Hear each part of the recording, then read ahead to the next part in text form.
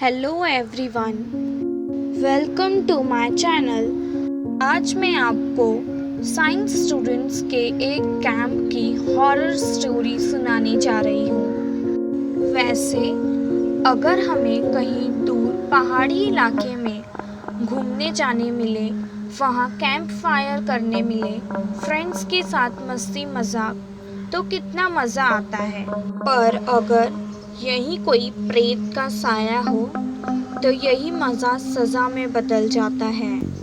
ऐसे ही कुछ हुआ ये साइंस स्टूडेंट्स के साथ। वैसे यह साइंस स्टूडेंट्स घूमने नहीं गए थे।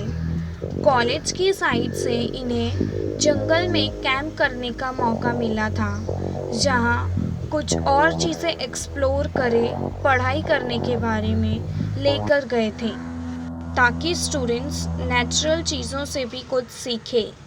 3 दिन का कैंप था और सारे स्टूडेंट्स ये कैंप के लिए बहुत एक्साइटेड थे। आखिर कैंप वाला दिन आ गया।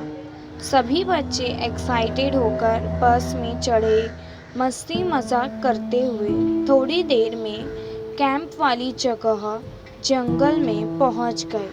सबने वहां जाकर थोड़ा रेस्ट किया, कुछ खाया पिया। उसके बाद सब ने अपना अपना टेंट बांध लिया और टीचर्स ने 2 ग्रुप डिवाइड कर दिया। टेंट जंगल के थोड़े बाहर लगा हुआ था और रात में स्टूडेंट्स या टीचर्स किसी को भी अलाउड नहीं था जंगल में जाना। दोनों ग्रुप्स डिवाइड होने के बाद दोनों ग्रुप अलग अलग जाकर अलग अलग जगह पढ़ाई करना शुरू कर दिया। थोड़ी बहुत पढ़ाई मस्ती के साथ एक दिन पूरा बीत गया। पूरे कैंप के ट्रिप के दौरान पहले ग्रुप के सीता, रमेश, पारस और दूसरे ग्रुप के राम, रोशनी, सतीश, जिया के बीच में कुछ अनबन हो गई और यह सब एक दूसरे के साथ लड़ने लगे। तब सीता और पारस ने यह निश्चय किया कि वह दूसरे ग्रुप वाले लोगों को डरा कर रहेंगे और ऐसे ही डराने की छोटी मोटी प्लानिंग करने लगे। ऐसे ही करके दूसरा दिन भी हंसी खेल मजाक और प्लानिंग के साथ बीता। सीता और पारस ने यह प्लानिंग किया कि कैंप के लास्ट दिन सेकेंड ग्रुप वालों को जंगल में बुलाकर अजीब अजीब भूतों की आवाज़ निकालकर, जैसे कि पायल के और अजीब गरीब आवाज़ निकालकर डराएंगे और फिर उसके बाद उन पर हंसेंगे और मजाक उड़ाएंगे। प्लानिंग के हिसाब से कैंप के लास्ट दिन रात को सीता और पारस ने बहाना करके सेकेंड ग्रुप वालों को कैसे भी जंगल में बुला लिया और वैसे ही करने लगे जैसा कि प्लान किया गया था। वह सब अजीब गरीब आवाज़ निकालकर डराने लगे। ऐसे ही करते करते अचानक से उन्हें एक औरत सफ़ेद कलर के साड़ी में उनके सामने से जाती हुई दिखाई दी। सेकेंड ग्रुप वालों की तो हालत ख़राब हो गई और उन्हें जहाँ जगह मिला वहीं पर तेज़ी से भागने लगे। तब सीता और पारस ने बोला, क्या यह भी प्लान में था क्या, या तुमने ये प्लान किया? शायद ये लगता है रमेश होगा। तभी उनके पीछे से रमेश आया और बोला, क्या कर रहे हो तुम लोग इतनी रात को जंगल में? तुम्हें पता है ना यहाँ आना अलाउड नहीं है। सीता और पारस रमेश को यहाँ देखकर एकदम चौंक गए और फिर जब सामने देखा तब वहाँ कोई भी नहीं था। तब वह दोनों सोच में पड़ गए, ये आखिर कौन था और ये हमें डरा क्यों रहा था। तब इन्हें लगा कि यह कोई दूसरे स्टूडेंट की प्लानिंग थी हमें डराने की, और फिर यह तीनों जल्दी से उसे वापस ढूंढने लगे। थोड़ी दूर जाते जाते उन्हें वह औरत वापस दिखी और यह तीनों उसका जल्दी से पीछा करने लगे कि यह क्या कर रही है। उसी ओर दूसरे ग्रुप भागते भागते थक गए और एक जगह बैठकर सोचने लगे कि उन्होंने किसे देखा। फिर उन्होंने भी सोचा कि शायद पहले ग्रुप वालों ने हमारे साथ मस्ती किया हो। इसके लिए वह सब ने सोचा वापस कैंप जाने का। यहाँ पर सीता, रमेश और पारस उस औरत का पीछा करते हुए जंगल के बहुत अंदर पहुंच चुके थे। तभी वह औरत जंगल के साइड में एक नदी के पास वहां जाकर रुक गई। उसके बाद नदी किनारे बैठ गई और नदी में से पानी निकालकर अपना मुंह साफ करने लगी। और फिर अचानक यह लोग की तरफ गुस्से में देखने लगी। उसकी आंखें लाल और बड़ी बड़ी थी और बहुत डरावनी दिख रही थी। उसके बाद वह डायरेक्ट पानी में कूद गई। ऐसे वह औरत को देखकर यह तीनों बहुत ज़्यादा डर गए और वहाँ से वापस भागकर अपने कैंप की ओर जाने लगे। यहाँ पर दूसरे ग्रुप वाले भी जाते जाते थक गए, पर उन्हें कोई रास्ता नहीं मिल रहा था अपनी कैंप तक पहुँचने का। और ऊपर से जंगल में अजीबोगरीब जानवरों के डरावने आवाज़ भी आ रहे थे। तभी ही दूसरे ग्रुप वालों ने वापस से वही सफ़ेद साड़ी पहनने वाली औरत को देखा। इस बार वह सब डरे नहीं और उसके पास जाकर बोले, तुम लोग हमें डराने आए हो ना, हम जानते हैं, हम नहीं डरने वाले। और वह औरत पीछे साइड मुंडी किए खड़ी थी। सतीश ने उसका हाथ पकड़ लिया और बोला, तुम लोग सच सच बोलो वरना हम लोग टीचर्स को नाम बोल देंगे।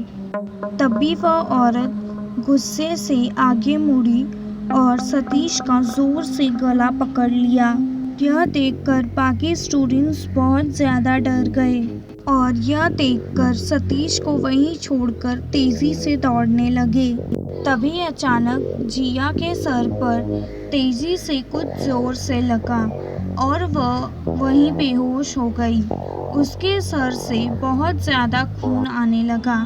जब राम और रोशनी ने ऊपर देखा तब वह चीज़ देखकर वह डर के मारे कांपने लगे।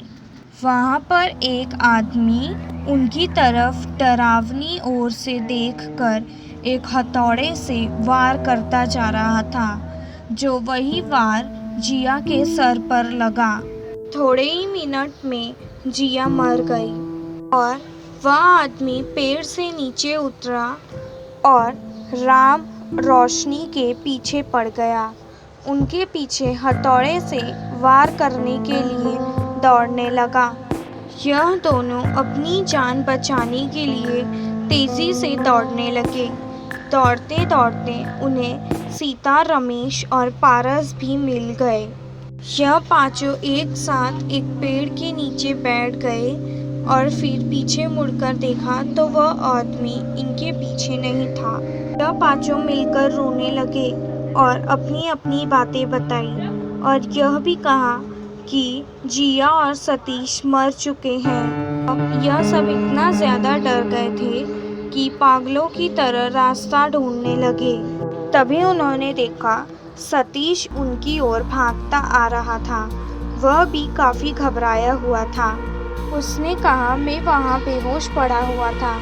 जैसे ही मुझे होश आया तभी मैंने देखा जिया मेरे सामने बैठी हुई थी। जब मैंने उससे पूछा कि क्या हुआ तब उसने अचानक से मेरे पे हमला कर दिया और मैं तुरंत ही वहाँ से बचकर तुम्हारे पास भागकर आया।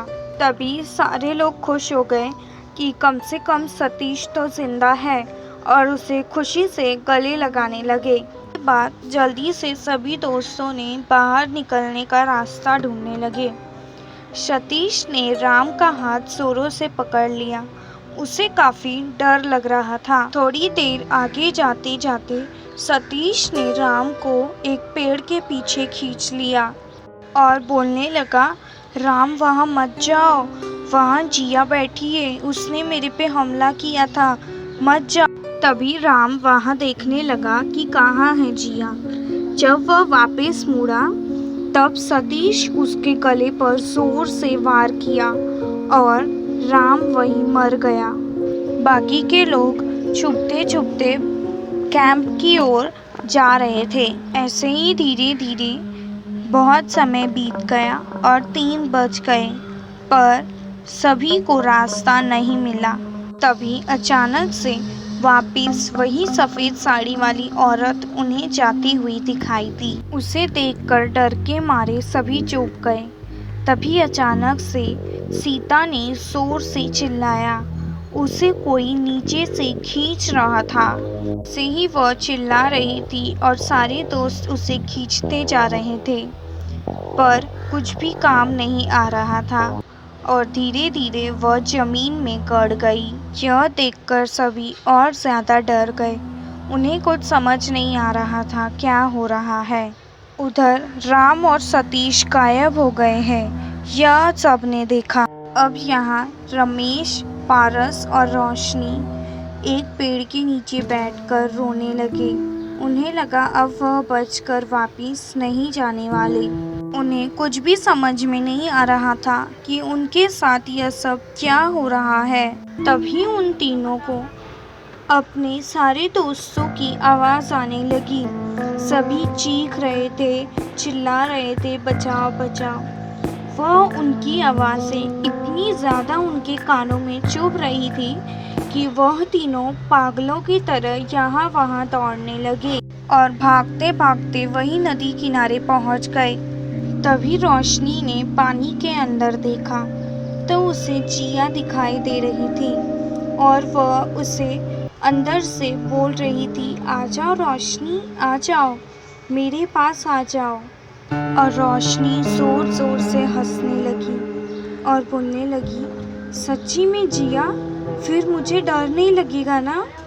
ऐसे ही बोलते बोलते हंसते हंसते वो पानी में कूद गई। तभी रमेश और पारस यह सब देख ही रहे थे और रोशनी को मना कर रहे थे, पर फिर भी रोशनी नहीं सुनी।